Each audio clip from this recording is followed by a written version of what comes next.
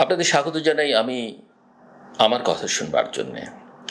অভিনন্দন বাংলাদেশের নবনির্বাচিত রাষ্ট্রপতি প্রেসিডেন্ট ইলেক্ট মির্জা ফখরুল ইসলাম আলমগীরকে।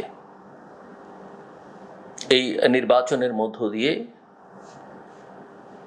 বাংলাদেশ একটা নতুন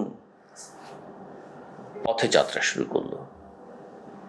কেননা ক্ষমতাসীন দল ভোটের মধ্য দিয়ে তাদের পছন্দ মতো রাষ্ট্রপতি নির্বাচন করেছে। প্রশ্ন উঠবে, তাহলে এই রাষ্ট্রপতিকে ক্ষমতাসীন দলের হয়ে কাজ করবেন? সেটা নয়, আমি আসছি সেই প্রসঙ্গে। কিন্তু অবশ্যই তাকে নির্বাচিত করবার জন্যে যে দল, যে সংসদ সদস্যরা তাকে ভোট দিয়েছেন, সমর্থন দিয়েছেন, তাদের ধন্যবাদ জানাতেই হয়। একই সঙ্গে বর্তমান রাজনৈতিক বাস্তবতায় ধন্যবাদ, কৃতজ্ঞতা পুরোটা পাবার দাবিদার ক্ষমতাসীন দল বাংলাদেশ জাতীয়তাবাদী দল বিএনপির চেয়ারম্যান, সংসদ নেতা এবং প্রধানমন্ত্রী তারেক রহমান। এই সিদ্ধান্তটি অত্যন্ত সুবিবেচনা প্রসূত, অত্যন্ত বুদ্ধিমত্তার সঙ্গে এই সিদ্ধান্ত নিয়েছেন। কেননা তার দলে রাষ্ট্রপতি হবার মতো আরও ব্যক্তিবর্গ ছিলেন, নেতৃবৃন্দ ছিলেন, যারা আলোচনায় ছিলেন। দলের বাইরেও হয়তো চিন্তা করবার সুযোগ ছিল, কিন্তু তাকে রাষ্ট্রপতি না করা হলে সেটা অনেকের মধ্যেই হতাশা তৈরি করত, নানা রকমের প্রশ্ন জন্ম দিত। ত্যাগের কি কোনো মূল্য নেই? শুভবুদ্ধি সম্পন্ন মানুষের কি কোনো জায়গা এই সমাজে, রাষ্ট্রে নেই? যেখানে তারেক রহমান শুরু থেকেই নিজের কথা বার্তায়, আচরণে, রাষ্ট্র পরিচালনায়, বিরোধীদের সম্পর্কে কথা বলবার সময় পরিমিতি বোধ থেকে শুরু করে সব কিছুতে একটা ব্যাপক পরিবর্তন এনেছেন। সেখানে তিনি কেন সবার কাছে গ্রহণযোগ্য মোটামুটিভাবে একজন ব্যক্তি, যিনি দলের জন্য অনেক ত্যাগ স্বীকার করেছেন, দলের জন্য নিবেদিত, তাকে কেন রাষ্ট্রপতি করলেন না? নানা রকমের জল্পনা কল্পনা ছিল।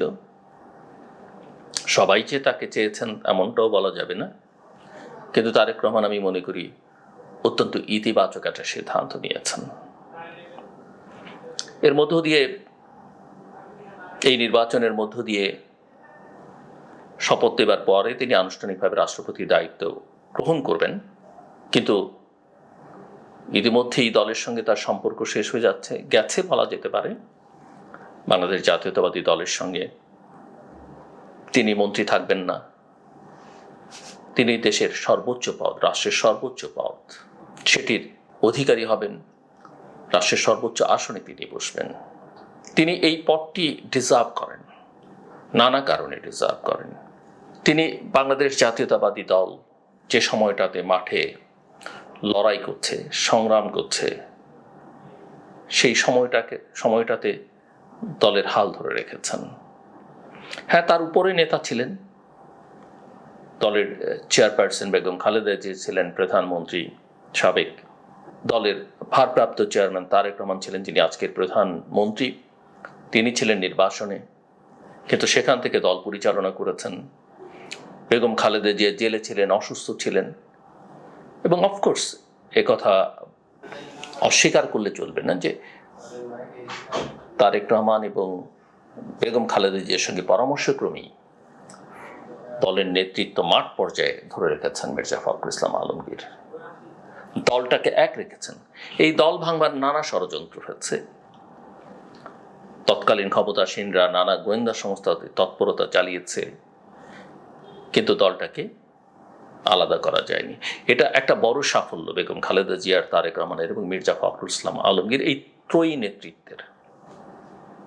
শতাধিক মামলার আসামি ছিলেন তিনি, কয়েকবার জেলে গেছেন, অসুস্থ শরীর, স্ত্রী অসুস্থ, কিন্তু তিনি ভেঙে পড়েননি। এমনকি একথা বললে অত্যুক্তি হবে না, আমি আপনাদের স্মরণ থাকবার কথা, আমি এর আগে সেই শেখ হাসিনার সময় তো বটেই, শেখ হাসিনার পতনের পরে অন্তর্বর্তীকালীন সরকারের সময় আমার বিভিন্ন ভিডিওতে, ব্লগে বলেছি যে বিএনপিতে ব্যক্তিগত তাদের সম্পর্কের কেমিস্ট্রি কেমন আমার ঠিক জানা নেই, এবং সেখানে অস্বস্তি থাকতে পারে, ভালো লাগা, ভালোবাসা, শ্রদ্ধা সবই থাকতে পারে, আবার টেনশনও থাকতে পারে। এত বড় দল, সেখানে এটা থাকা স্বাভাবিক শীর্ষ নেতৃবৃন্দের মধ্যে। কিন্তু আমি একথা একাধিকবার বলেছি যে দলের আর যে যাই করুক না কেন, বয়সে মির্জা ফখরুল ইসলাম আলমগীর তারেক রহমান থেকে অনেক বড়, কিন্তু তারেক রহমানের যে নেতৃত্ব, এই নেতৃত্বের সঙ্গে বিশ্বাসঘাতকতা কখনো মির্জা ফখরুল ইসলাম আলমগীর করবেন না। আমি অনেকবার বলেছি। এর মানে এখন আমাকে কেউ পাল্টে প্রশ্ন করতে পারেন, তার মানে কি তারেক রহমানের অনুগত হয়ে মির্জা ফখরুল ইসলাম আলমগীর রাষ্ট্রপতির দায়িত্ব পালন করবেন? না, তা নয়। মির্জা ফখরুল ইসলাম আলমগীর এবং তারেক রহমান তাদের দুজনের বক্তব্যে আমরা গণমাধ্যম সূত্রে বিএনপি সংসদীয় দলের সভায় শুনেছি।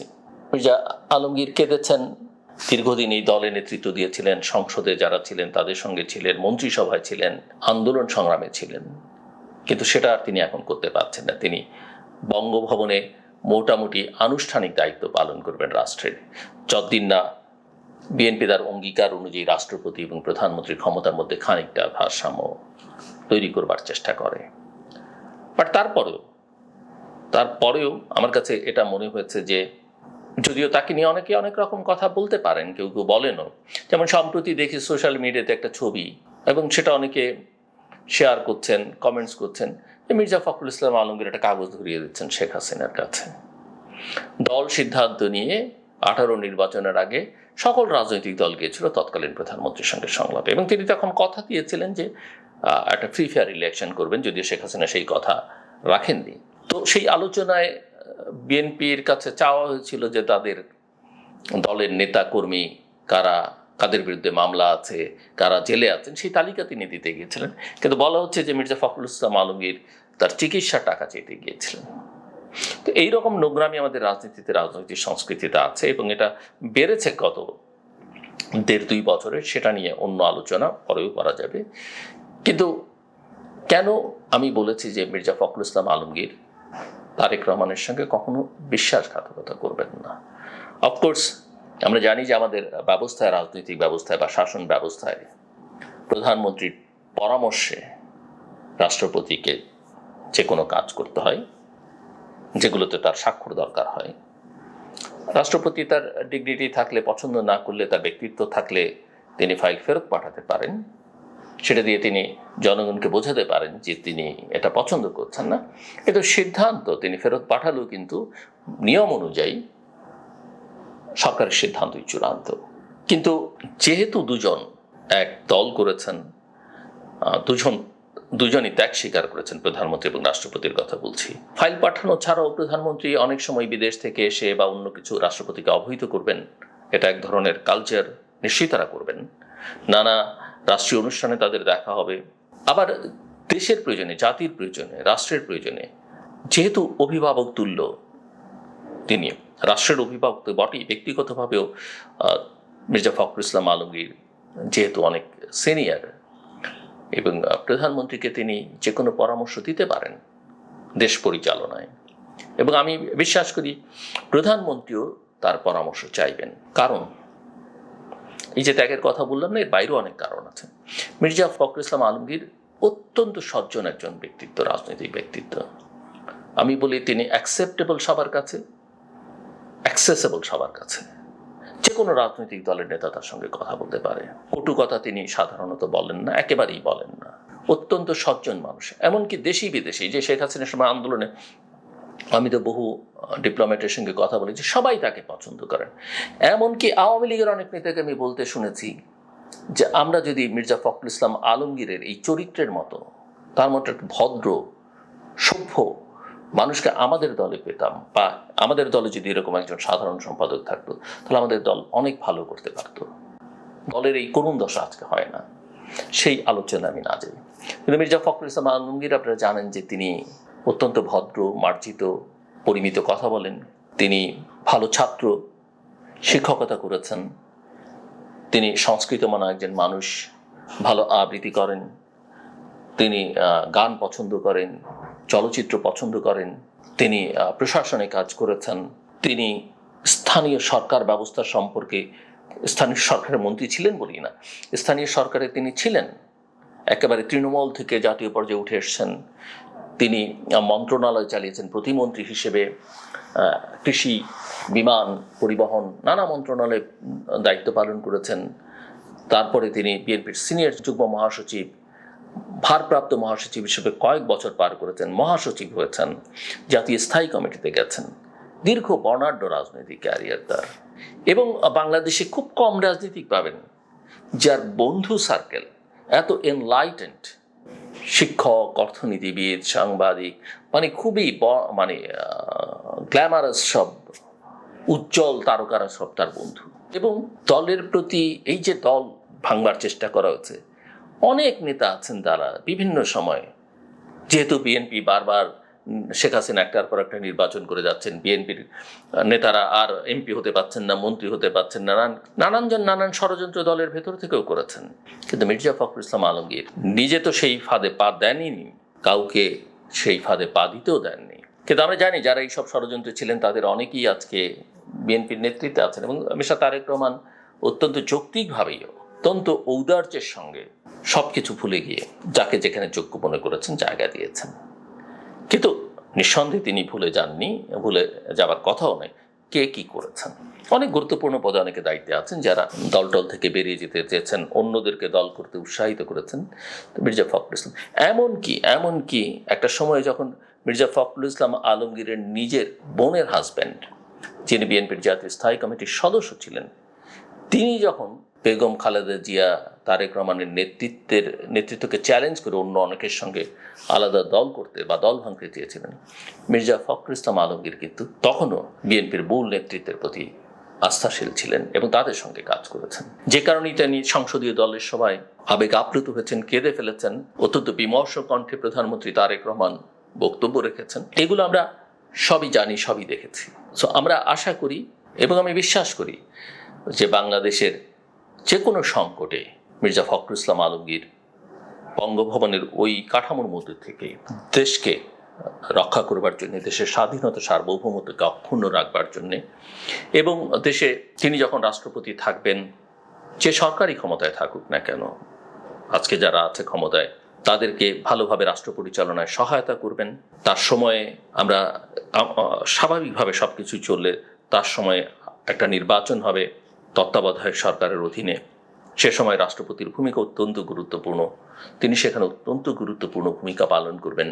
এবং আমরা বিশ্বাস করি যে কোনো সংকটে, দুর্যোগে অনেক সময় রাজনৈতিক কারণে হয়তো সরকারের কাছে অনেকে যেতে পারে না, বিভিন্ন রাজনৈতিক দল, নাগরিক সমাজ, গণমাধ্যম সবাই তার শরণাপন্ন হবেন এবং আমি বিশ্বাস করি তার দরজা সবার জন্য মুক্ত থাকবে। এবং আমি মনে করি এই নির্বাচনের মধ্য দিয়ে আন্তর্জাতিক পরিমণ্ডলও বাংলাদেশের রাষ্ট্রপতি, যাকে সম্মান করা যায় এরকম একজন রাষ্ট্রপতি বাংলাদেশ পেল, যেটা তারেক রহমান এবং তার দল দেশকে উপহার দেবার ক্ষেত্রে অত্যন্ত গুরুত্বপূর্ণ ভূমিকা পালন করেছেন। সেজন্য আমি আবারও তাদের সাধুবাদ জানাই। এবং আমি বিশ্বাস করি যে বিএনপির প্রতিপক্ষ যারা আছেন দেশের বাইরে, সবাই তার এই নির্বাচনকে পছন্দ করবেন, মুখে যে যাই বলুন না কেন। তবে একটা কথা ঠিক, যে তিনি যেহেতু বঙ্গভবনে গেছেন বা যাচ্ছেন, বাংলাদেশের যে উদারপন্থী রাজনৈতিক ধারা, বিশেষ করে বিএনপির মধ্যে, কারণ বিএনপির মধ্যে মাল্টি ফোর্স কাজ করে, পলিটিক্যাল ফোর্সেস আছে, সেই ধারাটা একটু দুর্বল হবে। কিন্তু রাষ্ট্রের অভিভাবক যখন একজন উদার গণতন্ত্রপন্থী লিবারেল ডেমোক্রেট, তখন রাষ্ট্র হিসেবে আমরা গর্ব করতে পারি এবং আমরা আশাবাদী হতে পারি। এবং আমি বিশ্বাস করি যে বিএনপির মধ্যে এই ধারা, আধুনিক উদার গণতান্ত্রিক ধারা আরও শক্তিশালী হয়ে উঠবে এবং সেটা বিএনপির জন্য শুধু কল্যাণকর না, দেশের জন্য কল্যাণকর হবে। এটি বিভিন্ন রাজনৈতিক দল, সেটা যদি জামাত, আওয়ামী লীগ, অন্যান্য দলের মধ্যে হয়, সেটাও আমাদের দেশের জন্য কল্যাণকর। সব কথা শেষ কথা, আমি ধন্যবাদ জানাই, কৃতজ্ঞতা জানাই তার অবদানের জন্যে এবং শুভকামনা জানাই বাংলাদেশের নবনির্বাচিত রাষ্ট্রপতি মির্জা ফখরুল ইসলাম আলমগীরকে। আমার কথা শুনবার জন্য আপনাদের অসংখ্য ধন্যবাদ, আপনাদের সবার জন্য শুভকামনা।